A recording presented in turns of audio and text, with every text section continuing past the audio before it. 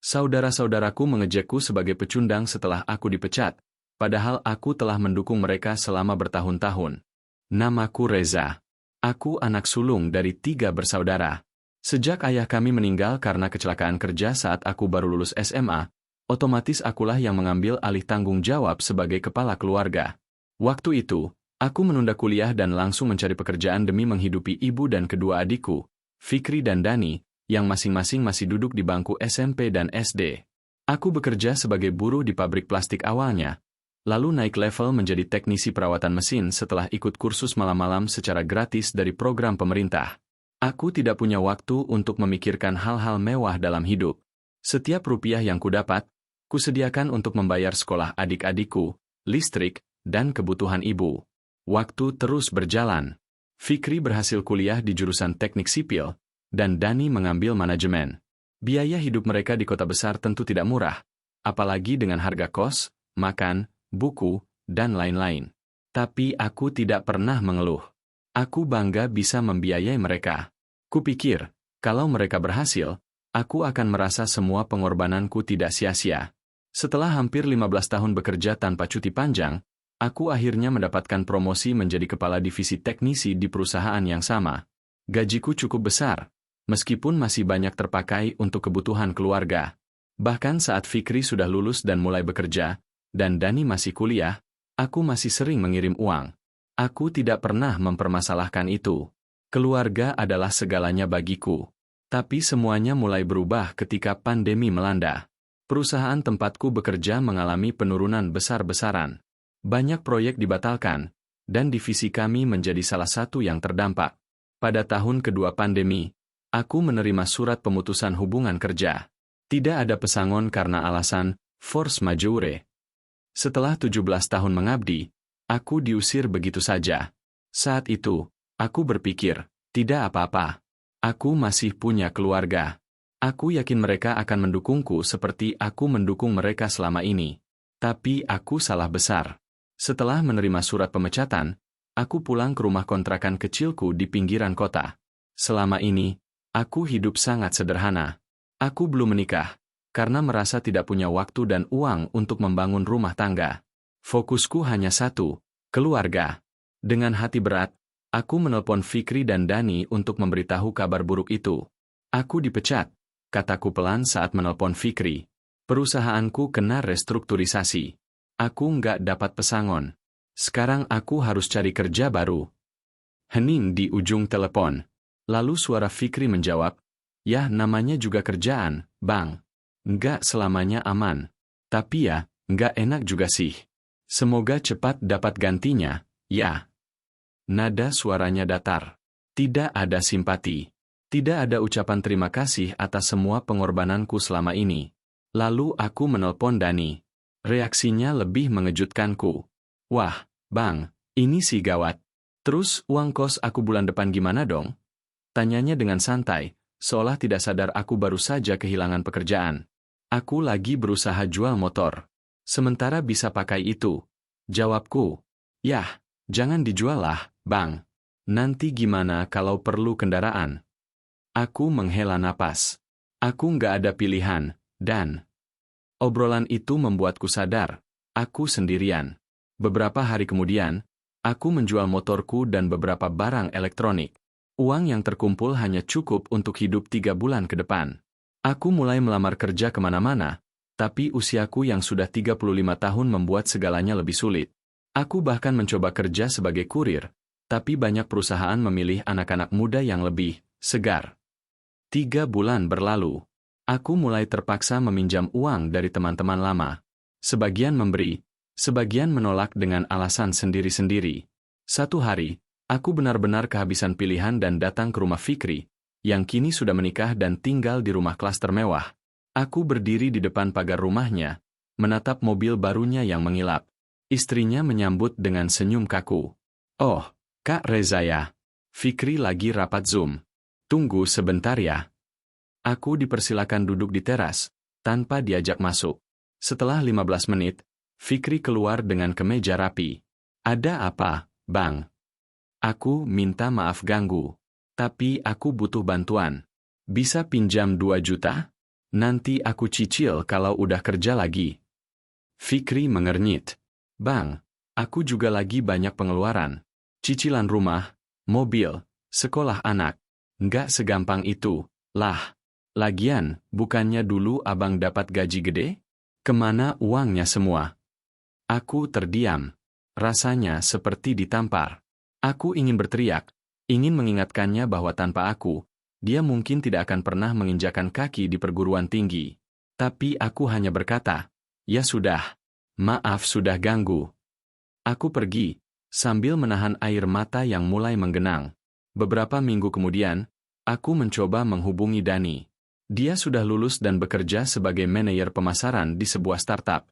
Aku datang ke kos mewahnya, yang lebih mirip apartemen. Dia membukakan pintu dan tampak tidak nyaman. Bang Reza? Ngapain ke sini? Maaf Dan, aku tahu kamu sibuk. Tapi aku benar-benar butuh bantuan. Bisa pinjam 1 juta? Buat makan beberapa hari ke depan. Dani tertawa kecil. Makan aja susah? Waduh parah, Bang. Kapan nyari kerja benerannya? Setiap hari aku cari, Dan. Tapi, belum dapat. Yah, itu sih karena abang tua dan nggak berkembang. Dunia sekarang beda, Bang. Harus pintar adaptasi. Jangan cuma ngandelin pengalaman doang. Aku menatap adikku itu. Begitu cepat dia lupa siapa yang membiayainya bertahun-tahun. Jadi, kamu nggak bisa bantu. Dia mengangkat bahu. Lihat akhir bulan deh. Sekarang aku juga lagi tipis. Aku tahu itu bohong. Tangannya memegang iPhone keluaran terbaru. Di ruangannya, ada PS5 dan TV 50 inci. Aku pergi tanpa berkata sepatah kata pun. Hari-hariku mulai suram. Aku bangun pagi tanpa semangat, hanya untuk menatap langit-langit kamar kontrakan yang lembab. Setiap detik terasa panjang. Aku merasa hampa, tidak hanya karena kehilangan pekerjaan, tapi juga karena kehilangan orang-orang yang dulu kuanggap keluargaku sendiri. Beberapa teman lama yang tahu keadaanku mencoba menawarkan pekerjaan kasar, jadi tukang parkir, jaga warung malam, dan bahkan jadi tukang cuci motor. Aku tidak malu. Aku mengambil semuanya. Namun, tak satu pun dari keluargaku tahu aku melakukan semua itu. Sampai suatu hari, saat sedang mencuci motor di pinggir jalan, Dani lewat dengan mobil dinasnya. Awalnya dia tidak mengenaliku. Tapi setelah memperhatikan lebih dekat, dia memelankan mobil, membuka kaca jendela, dan menatapku dengan tatapan terkejut. Bang, itu abang. Aku mengangguk, berusaha tersenyum. Lagi nyambung hidup, Dan. Dani menahan tawa. Astaga, abang jadi tukang cuci motor? Haha, dunia ini lucu juga ya. Yang dulunya sok kuat, sekarang jongkok di pinggir jalan nyikat ban. Aku terdiam. Dani melanjutkan, coba abang dulu ikut kuliah juga kayak aku. Nggak cuma kerja kasar. Aku ingin menjawab bahwa aku dulu bekerja supaya dia bisa kuliah. Tapi aku tahu tidak ada gunanya. Udahlah, semangat aja. Siapa tahu nasib abang berubah lagi, katanya sambil menutup kaca jendela dan pergi. Motor yang barusan selesai aku cuci tiba-tiba terasa sangat berat. Dunia ini tak adil. 2 minggu setelah pertemuan menyakitkan itu, ibu kami jatuh sakit. Ia dirawat di rumah sakit kecil karena tekanan darah tinggi dan komplikasi lambung. Aku datang pertama kali, karena pihak rumah sakit menghubungi namaku sebagai kontak darurat. Aku mendampingi ibu selama 2 malam di bangsal. Mengompres dahinya, membacakan doa-doa, dan menyuapinya bubur. Fikri dan Dani baru muncul di malam ketiga. Mereka datang mengenakan pakaian rapi, membawa buah-buahan dalam keranjang, seperti pengunjung sopan di acara sosialita. Bang, ini biayanya berapa semua? Kita bisa patungan, kata Fikri, sambil membuka aplikasi bankingnya. Aku menyerahkan rincian tagihan. Dani membaca cepat lalu menyeringai. Wah, mahal juga ya. Tapi, Bang Reza masih kerja apa sekarang? Fikri menimpali, katanya sih jadi tukang cuci motor. Mereka tertawa. Di depan ibuku yang masih lemah, mereka mengejekku. Aku hanya bisa menghela napas. Kalau kalian memang gak mau bayar, biar aku cicil. Aku gak punya uang sekarang, tapi aku akan cari jalan. Fikri menyikut Dani. Lihat, pecundang tetap pecundang. Masih juga ngotot jadi pahlawan. Saat itulah ibu bersuara pelan. Fikri, Dani, diam. Kalian tidak tahu apa-apa. Mereka terdiam. Ibu menatap mereka dengan lemah. Kalau bukan karena Reza, kalian mungkin tidak pernah kuliah. Tidak pernah punya pekerjaan. Dan sekarang, saat dia jatuh, kalian malah menertawakannya? Malu kalian harusnya. Fikri terlihat tidak nyaman. Dani mencoba menyangkal. Tapi Bu, kami juga punya tanggung jawab sendiri sekarang. Kami nggak bisa terus-terusan bantu. Siapa minta kalian bantu? Reza tidak pernah minta apa-apa dari kalian. Dia hanya ingin dihormati. Kata-kata ibu bagaikan tamparan. Fikri dan Dani akhirnya diam. Mereka duduk, tidak berkata apa-apa. Setelah ibu keluar dari rumah sakit, aku mengajaknya tinggal bersamaku. Walau kontrakanku sempit, aku bisa mengurusnya sendiri. Aku tidak ingin dia dirawat oleh anak-anak yang memperlakukannya seperti tanggungan. Hari-hari pun berlalu. Aku masih bekerja serabutan. Tapi aku mulai memanfaatkan keahlian lamaku. Dengan pinjaman kecil dari teman, aku membeli peralatan bengkel dan membuka jasa servis motor kecil-kecilan di depan kontrakan. Lama-kelamaan, pelanggan mulai berdatangan. 1 bulan, 2 bulan, 3 bulan. Aku mulai mendapat penghasilan tetap. Bahkan, aku bisa menggaji 1 pegawai tambahan. Setahun kemudian, aku menyewa tempat lebih luas dan membuka bengkel resmi. Aku tidak kaya raya, tapi cukup untuk hidup dengan layak. Fikri dan Dani? Mereka datang lagi. Kali ini dengan wajah berbeda. Bang, ada lowongan kerja buat teman aku di bengkel abang. Bang, anak aku suka otomotif. Bisa nggak magang di sini? Aku tidak dendam. Tapi aku juga tidak lupa. Aku menatap mereka dan berkata, bisa. Tapi semua orang di sini dihargai dari kerja keras, bukan dari siapa keluarganya. Mereka tertunduk. Hari itu, aku menyadari satu hal. Aku memang sempat jatuh, tapi aku tidak pernah benar-benar kalah. Karena aku berdiri bukan untuk dipuji, tapi karena aku tahu siapa diriku. Waktu berjalan cepat. Kini, bengkelku sudah memiliki 5 karyawan, 2 di antaranya lulusan SMK yang aku rekrut dari program pelatihan gratis yang dulu aku ikuti juga. Aku bahkan menjalin kerjasama dengan beberapa komunitas motor, dan mulai sering diminta mengisi pelatihan teknisi untuk remaja putus sekolah. Nama bengkelku, Reza Motor Care, mulai dikenal. Tidak besar, tapi jujur dan terpercaya. Itu cukup. Suatu hari, saat sedang memperbaiki sistem rem motor pelanggan, aku melihat Dani datang tergesa-gesa. Wajahnya tampak panik. Bang, aku butuh bantuan. Aku berdiri, membersihkan tangan dari oli. Ada apa, Dan? Startup tempatku kerja bangkrut. Gaji 3 bulan terakhir nggak dibayar. Aku juga baru diusir dari apartemen karena nunggak. Aku nggak tahu harus kemana lagi. Aku menatapnya lama.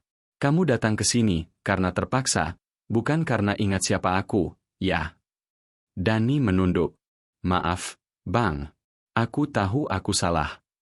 Aku membiarkannya duduk, memberinya segelas air putih. Kamu bisa tinggal di rumahku dulu. Tapi jangan salah paham.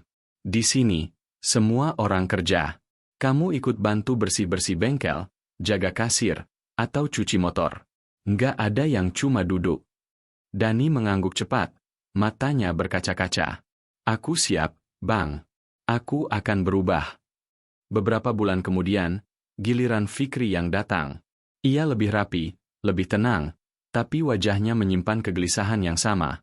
Setelah duduk dan basa-basi sebentar, ia menghela napas panjang. Bang, aku mau minta maaf. Aku dulu keterlaluan. Aku menertawakan abang di saat abang jatuh. Padahal kalau bukan karena abang, aku nggak akan pernah jadi siapa-siapa. Aku menatapnya. Kenapa sekarang minta maaf?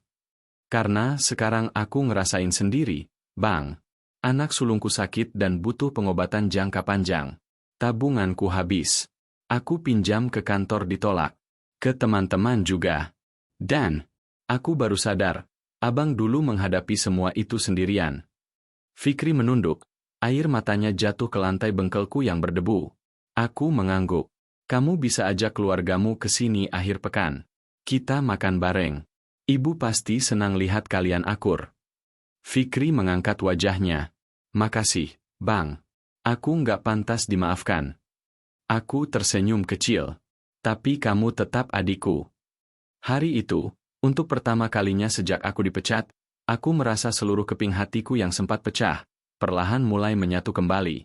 3 tahun setelah aku dipecat, hidupku jauh berbeda. Bengkelku kini punya 2 cabang. Aku sering diundang ke acara pelatihan industri lokal. Aku bahkan sempat diwawancarai oleh media lokal karena kontribusiku dalam mengajarkan keterampilan teknis kepada anak-anak muda. Ibuku kini tinggal nyaman bersamaku. Dani sudah menjadi kepala operasional di cabang baru bengkel kami. Ia tidak hanya berubah, tapi benar-benar berkembang. Ia belajar manajemen bengkel, pemasaran, hingga pelayanan pelanggan. Fikri? Ia sering datang ke bengkel bersama anak dan istrinya. Kami tidak sering membicarakan masa lalu, tapi dari sikap dan tatapannya, aku tahu, ia menyesal, dan ia mencoba memperbaiki diri. Dan aku sudah tidak lagi menyimpan dendam. Aku sudah melalui titik terendah dalam hidupku, dicampakan, dihina, dan dianggap tidak berguna oleh orang-orang yang dulu aku lindungi. Tapi aku bangkit. Bukan karena bantuan mereka, melainkan karena kepercayaan diriku sendiri. Kini, saat aku duduk di depan bengkel setiap sore, melihat langit senja dan suara mesin motor yang masih hidup, aku tahu satu hal. Aku bukan pecundang. Aku adalah pejuang. Dan aku bangga menjadi diriku sendiri.